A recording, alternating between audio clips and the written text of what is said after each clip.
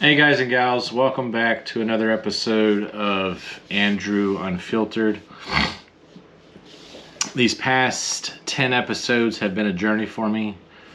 I've learned a lot, I've cried a lot, I've laughed a lot, and a lot more emotions, a lot more stories, memories are coming back. So if I do happen to, I don't know, break out and cry, just let it be known. Sorry, that light was killing me. I can't stand light. It hurts my eyes, especially when you have migraines. But I need the light. Anyways, this episode, I kind of want to talk about. I want to talk about stress. And you're probably saying to yourself, what does stress have to do with mental illness? Well, it's a building block or a pillar or a pebble in the proverbial conundrum of everything. Stress is accepted or endured or consumed or displayed differently by different folks. For me, I don't know how to handle stress. There's differences of stress that I personally know. There's the good type, there's the bad type, then there's the, oh crap, I've procrastinated to the very last part of work stress where I need to get this project done. But what I want to talk about is the stress that led to my mental illnesses. And I say mental illnesses, and it's not as bad as it sounds, but it encompasses a lot of everything: PTSD, anxiety, depression, ADHD. But anyway, stress, from the earliest days of my military career, I look back at boot camp.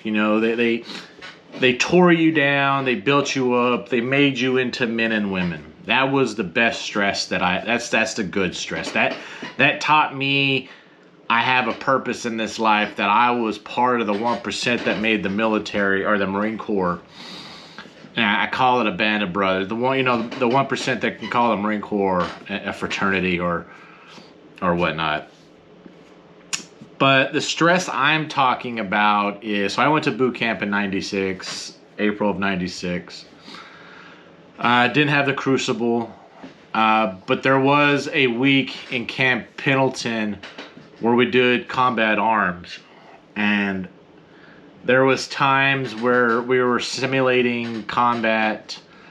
The drill instructors would throw sand on you, throw rocks at you, throw flashbangs, let gun sound flare, trying to teach you the stresses of warfare.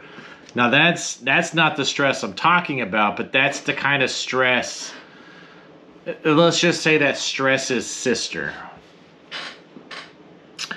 Fast forwarding, I signed up as a 3051, somehow got flipped over to an 0311. I think I got shitted on in my first, I want to say first year of the Marine Corps. I remember checking into 1st Battalion, 2nd Marines, Charlie Company. Staff Sergeant looked like he did steroids for days. I swear I had a high and tight, but I didn't have any long hair. But he thought my hair was longer than 3 inches, which is only like an inch. He threw his desk at me. He started... that's the stress I'm talking about. The self-induced stress. Like, he literally threw books at me, desks at me. I'm like, what the fuck did I just get myself into? moving forward, he gave me this piece of paper to fill out my personal information, next of kin, blah, blah, blah, blah. Then the battalion sergeant major walks in. I don't know who the F this dude is. I'm like 2 minutes old in this place. And apparently he's talking to me while my head's down, right? Next thing I know, my staff sergeant comes up there and slaps me on the head, tells me to get on my feet, starts yelling at me. Sergeant major joins him. Apparently they were hat buddies. I don't know. Next thing I know, my life is a living fucking hell. I got my roommates. I was told to call everybody by their rank. I think I was a PFC at the time. So PFC calling Lance Corporal, blah, blah, blah. You know, life was a living freaking hell at that time. That's the stress that staff sergeant put on me, is the stress that I knew my life was going to be like for the next 20 years. So that's all I knew in the Marine Corps, was that type of stress, self-induced stress, to just to show you have the upper hand on these folks. You know, that militaristic, authoritarian, or I can't speak right now, authoritarian type of leadership. You know, do as I say or your life's going to be living hell. That's the leadership that I led by all the way up until I got promoted to gunnery sergeant. I gave myself, I'm not going to say aneurysms, but I gave myself tension headaches. I gave myself migraines and tension headaches to the point where it was causing depression, because all I could do was nothing. My eyes hurt. My eyes were sensitive to the light. This is the stress that consumed me, and I lived off of Excedrin, ibuprofen, all this excess drugs just to take the mindset away. You know, I remember as a sergeant, I remember some Lance Corporal said something to me. Next thing I know, I'm wrapping my hands around his throat, and I got all these sergeants pulling me off. I was probably a sergeant, probably about 10 years at my 10-year mark. Got promoted to staff sergeant 13. Got promoted to gunny at 16. All I know is I wrapped my hands around his throat, and it was an eye-opener. Like, shit, what am I doing?